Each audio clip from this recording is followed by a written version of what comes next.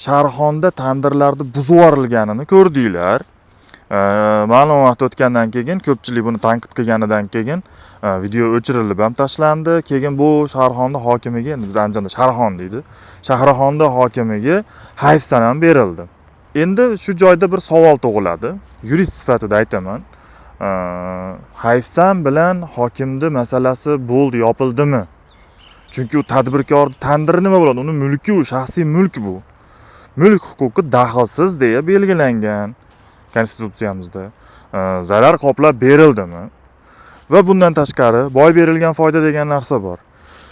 Ya'ni ana shu tandir buzib yuborilmaganda kuniga nechta somsa yopar edi, qancha daromad qilar edi u odam. Uni ham qora qozoni shundan qaynab turgan. Bola chaqasini boqayotgan bo'lsa kerak shu puldan. Kuniga nechta somsa yopib qancha daromad qilardi va bu boy berilgan foyda to'lab berilganmi? Va yana bitta savol, o'zi buzib tashlashga nima asos bo'lgan?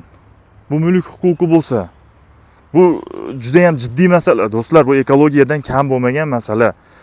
Nimaga desangiz, mulk huquqi daxlsiz bo'lmasa, ertaga ketayotgan joyingizda kurtkangizni ham yechib ketib qolishi mumkin kimdir.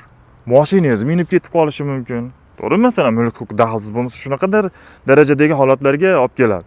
Uyingizni buzib ketaveradi. Shuning uchun bu buzib tashlashga katta bir bino bo'ladimi, kichkina bir somsa tandiri bo'ladimi? Nima asos bo'lgan? Sud qarori bormi? Va bundan tashqari o'sha buzish uchun u haqiqatan ekologiyani buzayotganligi to'g'risida qanaqadir ekologik xulosa bormi?